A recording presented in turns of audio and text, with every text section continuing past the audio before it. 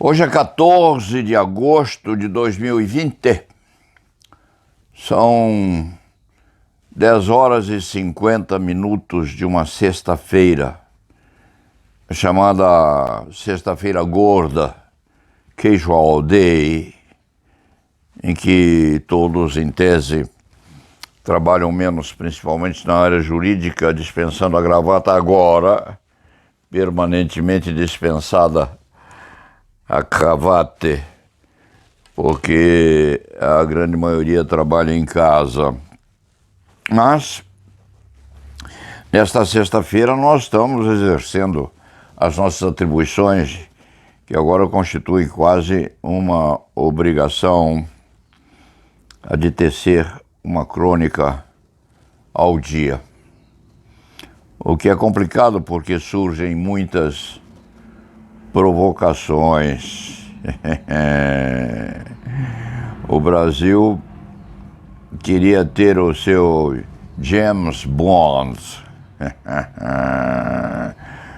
o espião mor, com esse compartilhamento, com essa captação de informações correspondentes aos chamados antifascistas na ABIN, com subordinação ao ministro da Justiça, André Luiz de Almeida Mendonça, que em princípio recusou remeter a lista ao Supremo Tribunal Federal para o exame das perspectivas óbvias de decidir a Suprema Corte se há ou não uma possibilidade ampla de que os segredos do povo sejam compartilhados entre os múltiplos órgãos de administração pública e inclusive de perquisição dos segredos, dos segredos da aldeia. Este escriba gostaria de citar um jurista famoso em prol da argumentação que vai tecer em seguida. Mas não é preciso ser muito crestado ou muito adequado ao latinório ou aos brocardos latinos para chegar a uma conclusão sobre o que aconteceria se e quando a chamada ABIN tivesse e tem domínio total sobre as intimidades do povo brasileiro ou daqueles que merecessem, em razão da sua importância política ou até jurídica, aqueles que merecessem uma pesquisa aberta sobre as suas roupas íntimas. Os serviços de informações oficiais ou mesmo paralelos, os arapongas privados, regra geral, pesquisam até mesmo o lixo das casas de família, a saber quais os produtos que estão sendo dispensados todas as manhãs nas famílias pequenas ou grandes de São Paulo que mantêm interesse da pesquisa oficial. James Bond. O Brasil queria ter o seu James Bond. E o ministro André Luiz de Almeida Mendonça, hoje ministro da Justiça, em princípio estava criando oposição à remessa desses produtos da inteligência para verificação e decisão respeitante ao tema. Mas o ministro André Luiz de Almeida Mendonça é candidato ao Supremo Tribunal Federal, é o que se diz por aí. É um evangélico fervoroso, natural de Santos, a mesma terra de onde este antigo escriba provém. É falado como pretendente ao Supremo Tribunal Federal. E, obviamente, dá o seu achego, porque não quer conflitar respeitante a um tema desse tipo, que é muito delicado. Tem ministros lá com os quais já se comunicou antes na vida dentro desse padrão oficial de transmigração num ou noutro órgão do governo. André Luiz de Almeida Mendonça não é de brigar sem razão essencial ou sem razão muito importante. Então cedeu ou concedeu. Essa questão correspondente à arapongagem, expressão usada, se a memória desse escriba não falha, pela ministra Carmen Lúcia, esta expressão arapongagem é fundada no pressuposto de que a comunicação é poder. E a investigação sobre as intimidades alheias, quando levada a termo, é também uma demonstração de parte do apoderamento de uma certa dose de domínio sobre a criatura visada. O escriba poderia buscar entre os seus bons milhares de livros que tem na biblioteca um conspícuo jurista a tecer informações sobre violação de segredo, crime de violação de segredo e compartilhamento de informações secretas respeitantes a vida dos outros, o uso de interceptação telefônica, que hoje é quase uma rotina. Poderia sim, mas este escriba anda impressionado com dois baluartes e outro tipo de cultura brasileira, anda impressionado com Tom Jobim e Vinícius de Moraes, não lhe saem da cabeça durante algum tempo. Logo, logo o escriba se esquecerá dos dois, mas por enquanto são predominantes. E Tom Jobim, deste escriturário do direito penal, já se referiu a isto. Dia desses, quiçá, Tom Jobim, há 20 anos atrás, 20 e poucos anos atrás, Bruna Lombardi tem hoje 68, deveria ter seus 48 anos. Aquela moça entrevistou Tom Jobim e perguntou a ele uma série de informações, quis adquirir uma série de informações sobre o comportamento privado de Tom Jobim. Ele fumando aquele charutão, do qual morreu, porque aquele charuto matou, como matou também Sigmund Freud e outros. Tom Jobim sorriu e disse: Bruna, os meus pecados estão a me abandonar. O cronista achou deliciosa a expressão usada por esse íntegro, diferenciado e excepcional divulgador da música brasileira. Os meus pecados estão a me abandonar. E Tom Jobim queria afirmar com isto, por via inversa ou por via controversa, que todos, mas todos mesmo, habitantes nesse mundo de Deus, têm os seus pecadinhos.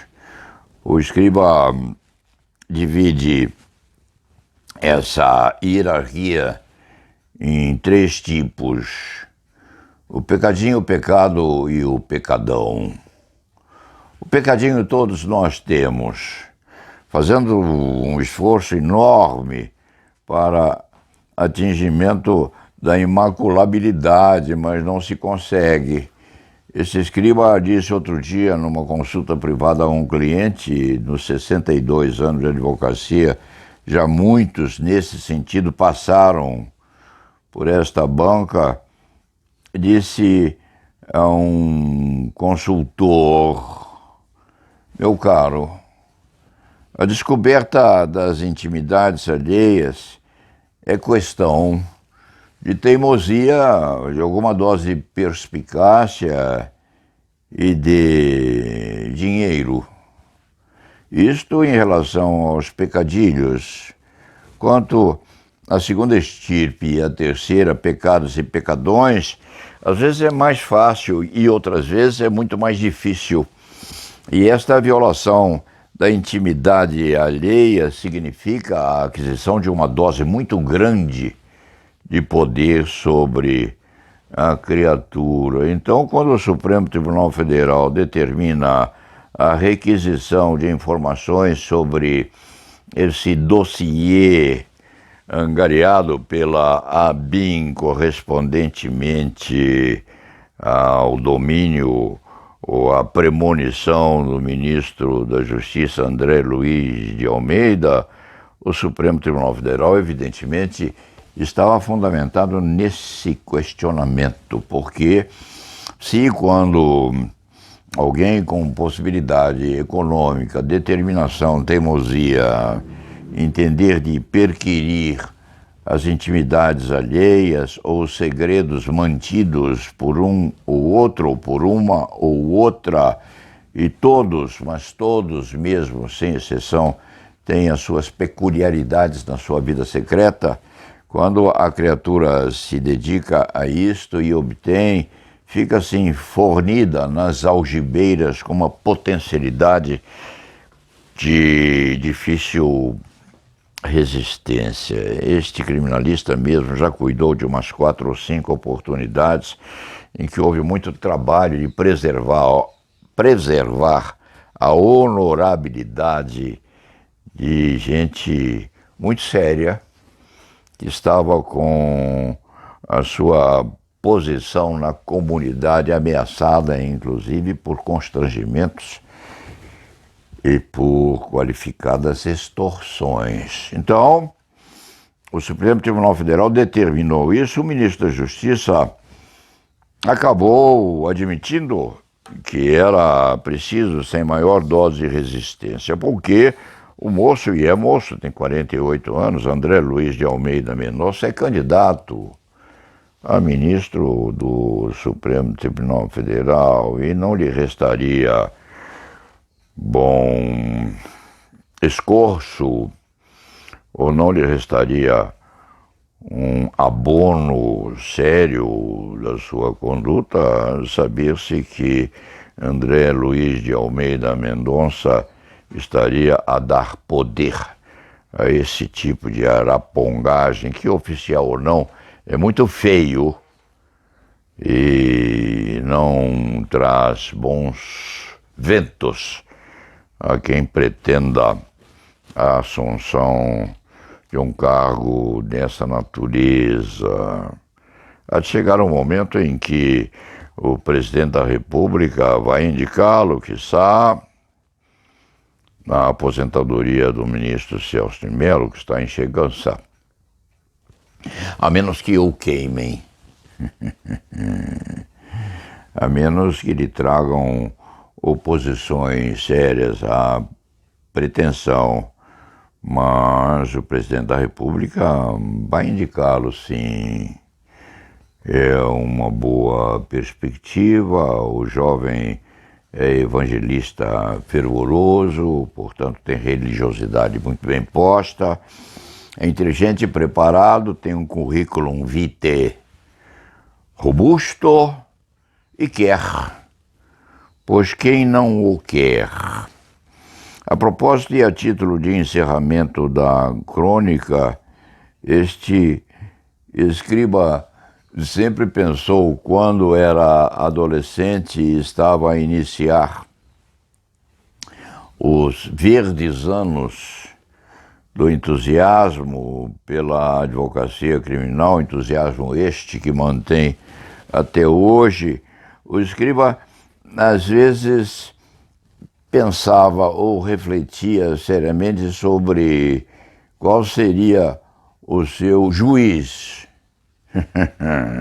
o seu juiz ideal, ou seja, aquela criatura de uma imaculabilidade tão grande que não precisasse candidatar-se, não, que fosse convocada, escolhida, chamada, buscada, sim, convidada pelo governo e não precisasse tecer as loas e fazer as homenagens de estilo a se saber das qualidades e a se poder dar menor dose de atenção aos seus defeitos. Qual seria a fisionomia? Qual seria o aplomb?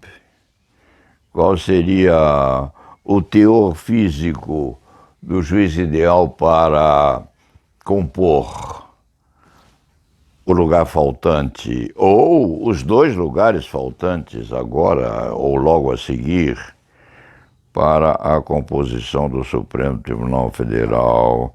O escriba, outro dia, estava a examinar um álbum de um pintor norueguês, se a memória não falha, chamado Klimt, uma criatura maravilhosamente provida de capacitação, a pintura excepcional, um gênio da pintura, como outros tantos. E encontrou em Klimt, naquele álbum, uma figura que lhe parecia e parece ainda otimamente adequada a compor a fisionomia e a aparência física de um juiz sem máculas. Achou essa figura em Klimt, e essa criatura, que é uma criatura ideal, posta no imaginário do grande pintor, achou essa pintura e a coloca logo abaixo dessa crônica. É o seu juiz ideal, é aquele a ser indicado para transformar-se em ministro do Supremo Tribunal Federal.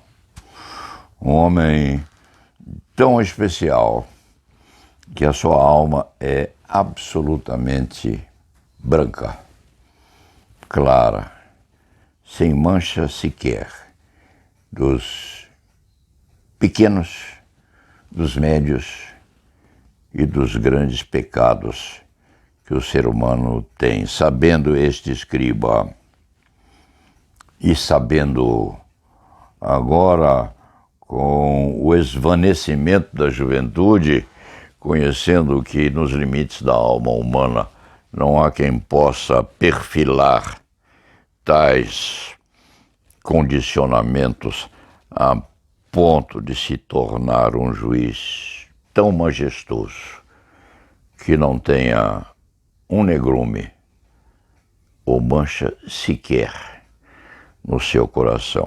Infelizmente, nós temos os nossos pecadilhos, e são esses pecadilhos que nós temos que, quiçá, a Agência Nacional de Inteligência, a ABIN, pretendia, ou pretende, ou trabalha com isso sempre, para dar ao governo mais poder sobre aqueles que, por hipótese, estejam a dar trabalho ao Executivo Federal. O Supremo Tribunal Federal faz muito bem em assim proceder. O escriba soube ou leu aqui que o ministro Marco Aurélio votou contra as limitações impostas pelo Supremo Tribunal Federal a respeito desse tema, ou seja, dessa censura posta pelo Supremo à divulgação ou compartilhamento dos segredos do povo brasileiro entre os múltiplos órgãos que o Poder Executivo tem à disposição. não lhe conhece o voto. Sabe que o ministro Marco Aurélio é, sim, liberal na cultura, nos antecedentes, nas informações e nas perspectivas com que dá os seus votos. Gostaria de conhecer o voto do eminente magistrado. Deve ter motivos para votar isoladamente contra a maioria que chegou ao resultado já exposto. De qualquer forma, James Bond está em decrepitude, porque as limitações da ABIN a fazem, quiçá, trabalhar sem dizer que está a fazê-lo. Está continuando a angariar os segredos alheios sem poder divulgá-los, mas guardando-os nas algibeiras. Terminado isto, vamos fechar o jornal, que aliás só foi aberto para se ver uma notícia qualquer a respeito da ABIN, da decisão do Supremo Tribunal Federal. Já são 11 horas e 10 minutos do dia 14 de agosto de 2020. Vamos colocar a máscara outra vez na tentativa de evitar que o bicho chegue perto. E la nave va!